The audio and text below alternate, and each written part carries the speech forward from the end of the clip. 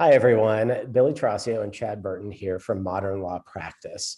And today we're going to talk about a fun topic that you know, most law firm owners struggle with and may find it to be the bane of their existence for growing their firm, and that is SEO. So, and we're going to talk about this in a specific way because Billy, as most of you know, is one who embraces experimenting with her law firm, which is great. But what we want to focus on today is in a way like almost her SEO journey, because it continues to take twists and turns, and now it is at a special place that I think would be really helpful for everybody to learn about and understand. So before we dive into that, how are you doing today, Billy? Fantastic. How are you? Good. Doing Good. great. Good. I'm glad to hear it. Man, so we're talking about SEO. I feel like this is like it's like almost a war zone. So it's so interesting that you asked that. As I was driving into work today, I was thinking about the different marketing things I have going on. And I was actually going through the car wash and thinking about how 10 years ago when I started out, it was all about digital. And I really refused on principle to do anything sort of traditional or manual because it was all going to be about digital marketing. And now, 11 years later, I'm finding myself making a switch and running from digital marketing, as that is what everybody's doing. And it's almost easier to stand out now with different, more manual, more boots on the ground tactics. So SEO, it's a beast. All right. Well, before we jump into that, so your history, what you just said something that's kind of interesting. That you said you went more manual when you were, or I'm sorry, you went all digital, less manual out of the gate. But that's not. I mean, you still worked to build a presence for your law firm that was local and manual and networking and all that kind of fun stuff to get your name out, right? You Yeah. didn't ignore that. No, you're right. You're right. It's not entirely fair to say we went all digital.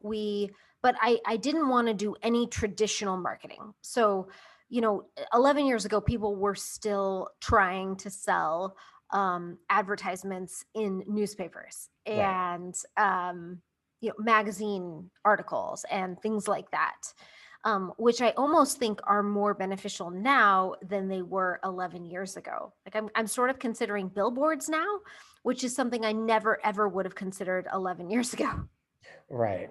But so like some of the manual things, I mean, networking, what'd you do? Because not to like get too far ahead on this, but I'm guessing when we get to the end of this conversation, just guessing, a lot of what has built your reputation locally within the legal community, within the business community, was done in more traditional manual networking opportunities up front because you developed relationships with people, right?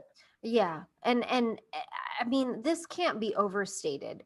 If you look closely at your leads and at who converts, and we've looked at this in my firm and in lots of the firms that we've worked with, overwhelmingly, your best clients are coming from referral sources. And those are either other attorneys or they are former clients. The other major thing that's important right now is reviews, getting reviews. And then there's this whole beast that is SEO. And I have probably worked with half a dozen either individuals or organizations to do SEO. I've started, I've stopped, I've had a terrible time. I've been highly and sorely disappointed with most of the people that I've worked with. And then, I signed up for more well-known legal SEO companies, and I've worked with several of those. And ultimately, like, they couldn't be accountable to anything that mattered to me. Okay, so this is going to be a fun answer, but like I know a lot of people in that are in your position that are looking for quick results on things, and SEO is one of those areas where you engage with somebody and you want things to turn around. Let's say we asked those providers, would you say you gave them enough time to kind of pull it off to do, like, did you give them a chance for it? And just so you know, I'm going to invite them all in about 30 seconds to our Zoom. No, I'm not. But so, I mean, can you objectively say like, hey, look, I, worked with these and I gave it a chance. It just didn't work for various reasons.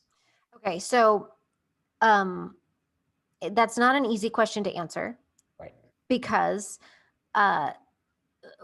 one of the most difficult things is aligning the expectations and what's important to the lawyer or the law firm owner, the buyer of the SEO, and then what's the agency doing? What do they think is important? What do they think they're delivering on? And is what they're delivering on what you're looking for? So this last time that I engaged with an agency, because what happens is anytime you say you're unhappy or you want more results, do you know what the answer is? Yeah. What? That you need to spend more money. Yes. You're simply not spending enough money to make a dent in this market. It's Easy. very Just throw competitive. another couple thousand You need at to it. spend more money. So I have said for a long time that I'm going to commit 10 to 15% of my gross revenue to marketing. And as my gross revenue goes up every year, that goes up every year. And I wasn't happy with when I looked at my leads, the total number of leads at the end of 2020. I found that actually my leads were down in 2020 than they were in 2019. So at the end of 2020, I really started to look at, am I spending enough money on marketing? And how do I spend more money on marketing?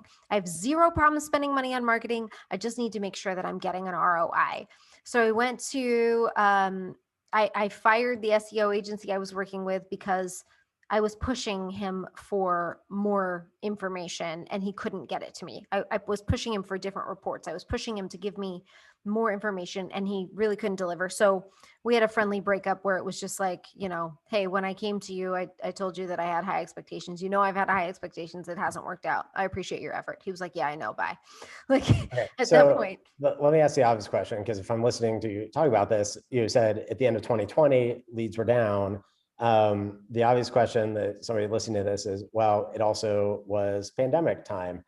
Are you comfortable ruling that part out, that, the global meltdown as part of the reason your leads are down? No, I don't accept that premise at all because my revenue was up 30% and the number of divorces is not down. And the number of available divorces in the Phoenix market is not gone. So if my leads are down, it's because I have failed in managing marketing efforts to bring in leads, or I've intentionally decreased leads to get, leads on volume to get more specific, higher value leads. Either way is fine. But when I looked at, I think it was October, when I ran it in October and I ran it year over year, I've got a great data studio report that I've shown you guys lots of times. And when I looked at my numbers, revenue was up, clients were stable, leads were down. And one of the things that I wanted to do was make sure that I was accountable to the organization for increasing leads. So more than ever since October, my whole job right now really is managing my team and managing our marketing. And so I went to another well-known SEO company and said, guys, I got a lot of money to spend, but here's what I'm looking for. I'm going to be very involved in this. I'm going to have very high expectations. This is what I want. Can you deliver? They came to me with a plan. Yes, Billy, we think we can get you these results. Here's how we think we're going to do it. Well, right off the gate, they just didn't start delivering. They weren't doing the things that the salesperson said they were going to do. Now, since I've been through this so many times, I was very quick to say, hey, it's not working. We're not on track.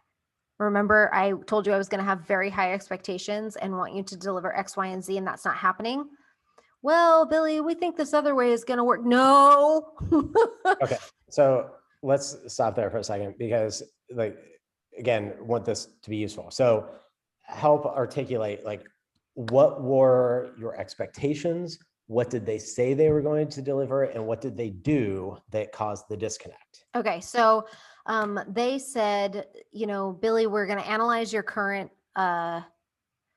share of market. market share. That's what the sales guy said. He said, you're currently getting X% of the share of local market. I think that's it. Share of local market for your Mesa location. And this is how much of the share of local market you're getting for your Phoenix. And this is how much you're getting for Peoria. And so here's a plan for each location. We're going to allocate, $1,000 a month to link building, $1,000 a month to, I don't know. So, it's that sort of thing. The budget was a large budget for lots of things. And it was something like $6,000 a month. And of course, like the more you spend, the more you should be paying attention. I should have been paying this much attention all the time, but it doesn't work that way. So I'm hoping other people who are spending less and maybe paying attention a little less can have the courage, because I found, and I think most law firm owners find themselves in a position where they're like, I don't know if it's working, but probably. Right. They have a good reputation. They know what they're doing.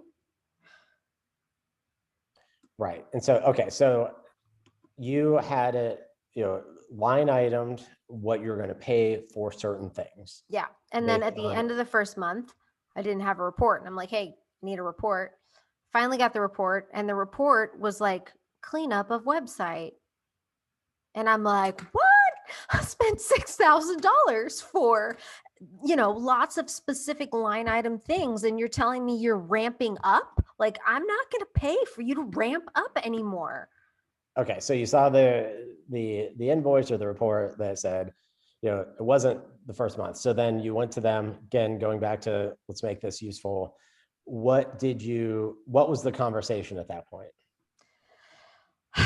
Well, I think by month 2 or 3, I was like, we need to end this. There's no way that I'm going to be satisfied with what you're delivering. Okay. So you went and said, this is not, you cleaned up the website for month 1. Did they then try to fix it, or what happened? Because again, like that's, I had to be very specific with them on the things they didn't deliver on. I had to get the email that said that was their pitch, and then go line by line and say, you didn't do this, you didn't do this, you didn't do this. They did not make it easy for me to break up with them or hold them accountable. And it wasn't like I was looking to prove them wrong. I wanted to buy their services and have them perform.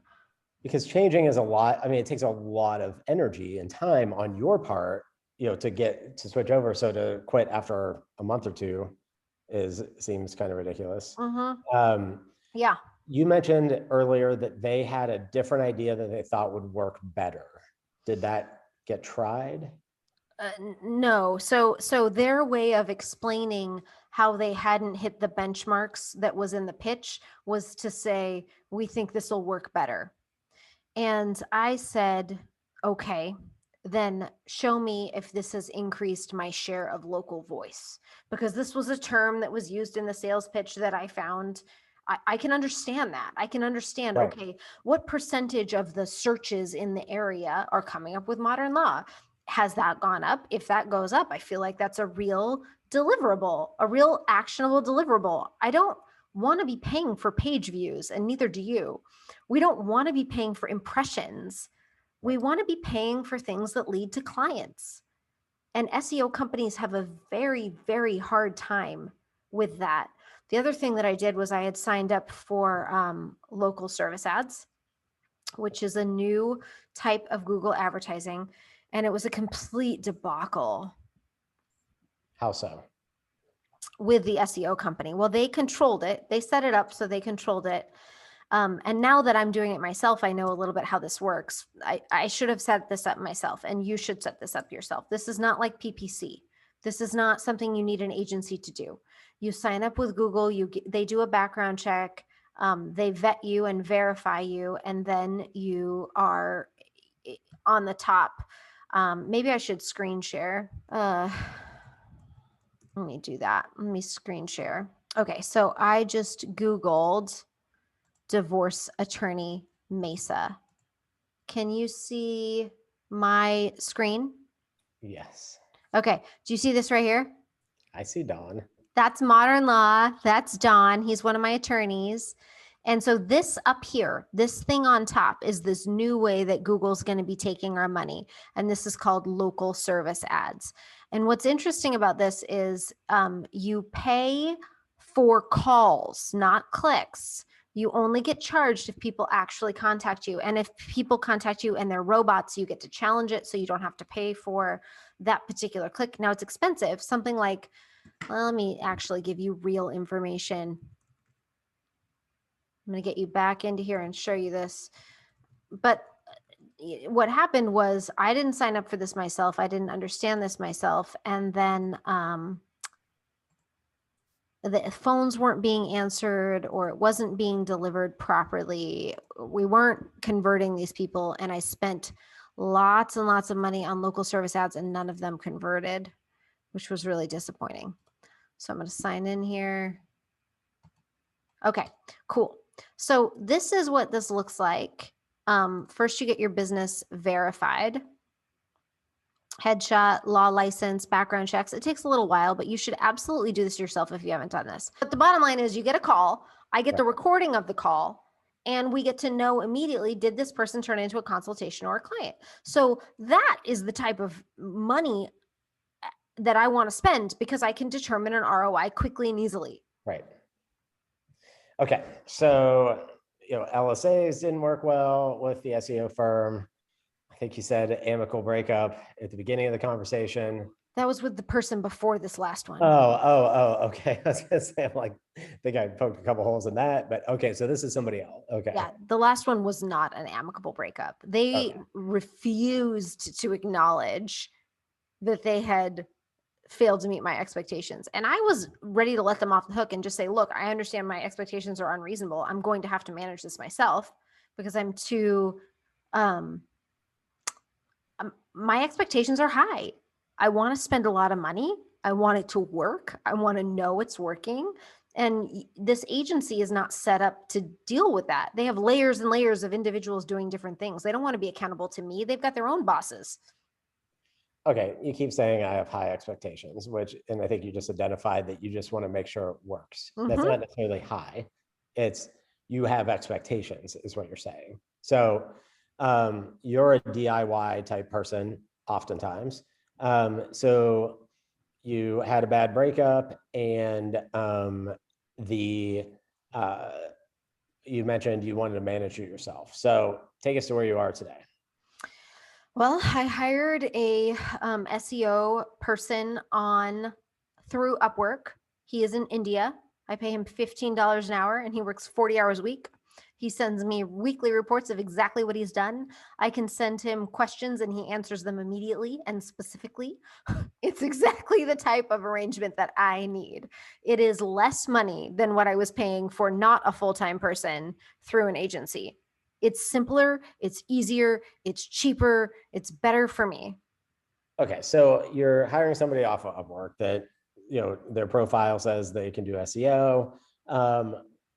What did you do to vet him? Because it's one thing to hire, an SEO, especially you're a lawyer. Now you obviously have marketing skills, but like hiring, an SEO company, like you said, that, are well-known in the industry that serve this demographic is one thing. It's another thing to go on and find, a guy that you can pay very little for.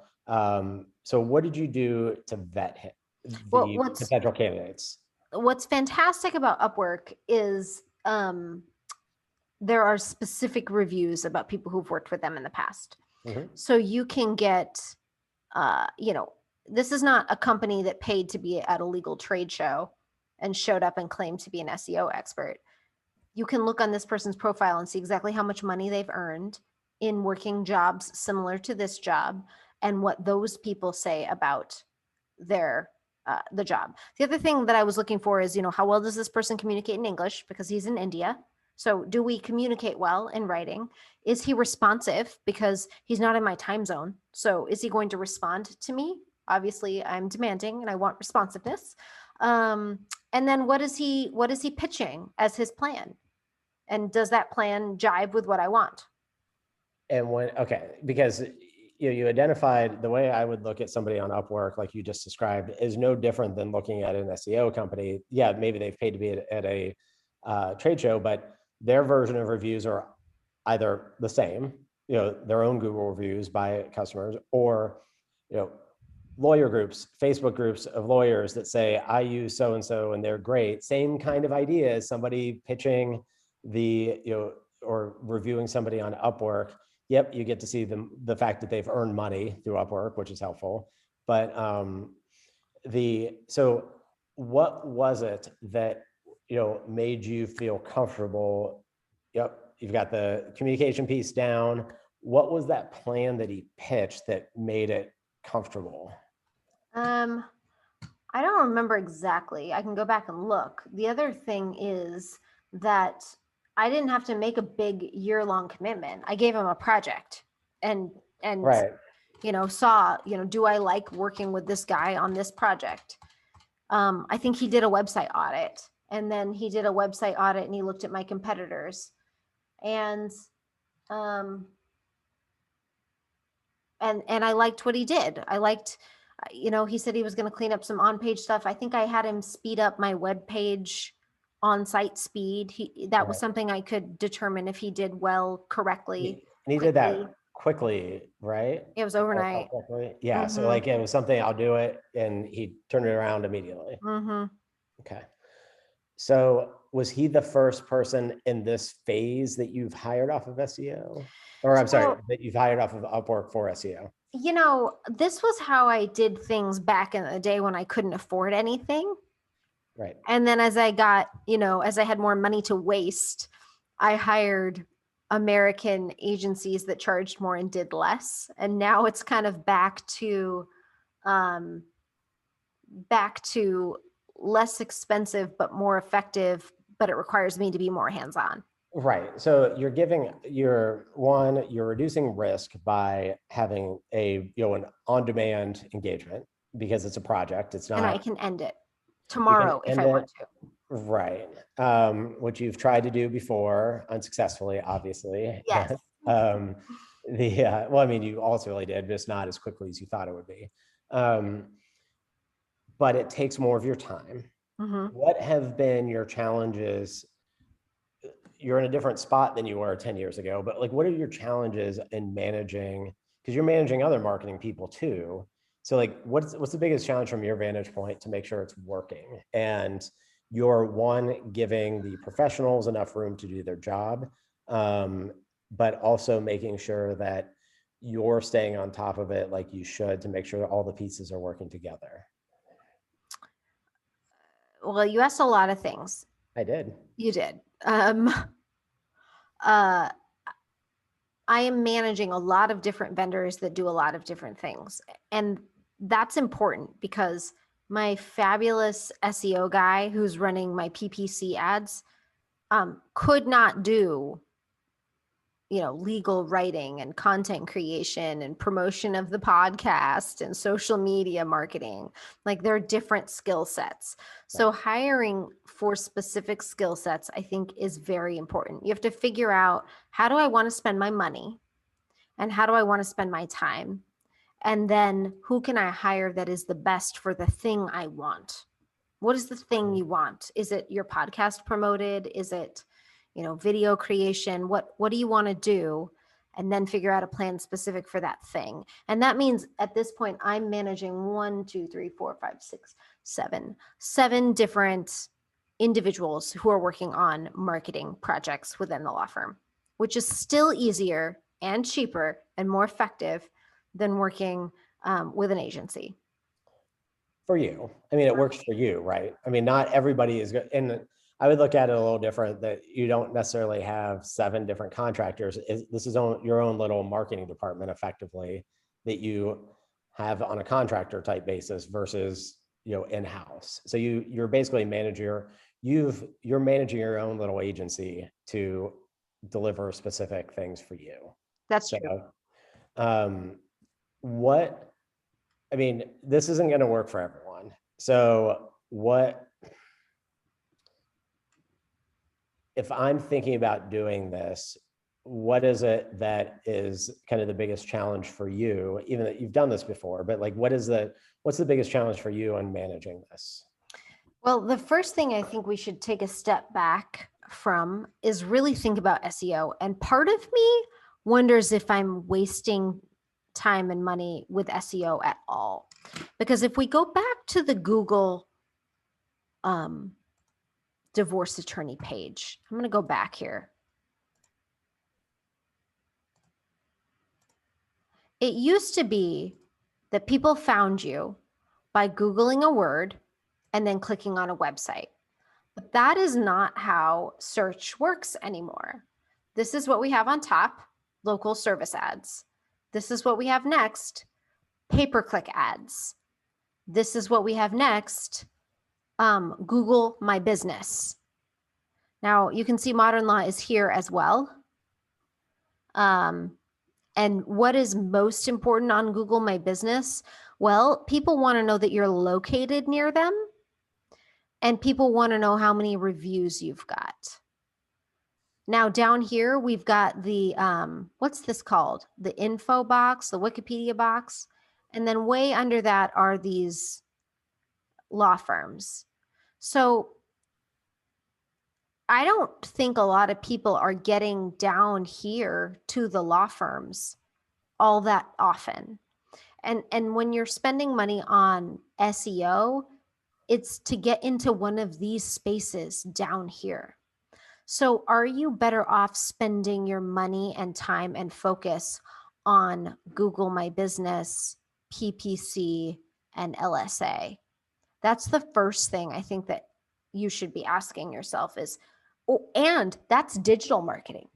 Maybe you don't want to focus on digital marketing. Maybe you look at your leads and you want to work on a referral program, Modern Law launched a referral program. Maybe you want to work on a maybe you want to market yourself and set yourself apart in a completely different way from digital marketing. So not everybody should go out and hire a full-time SEO person. Maybe I shouldn't have even hired a full-time SEO person.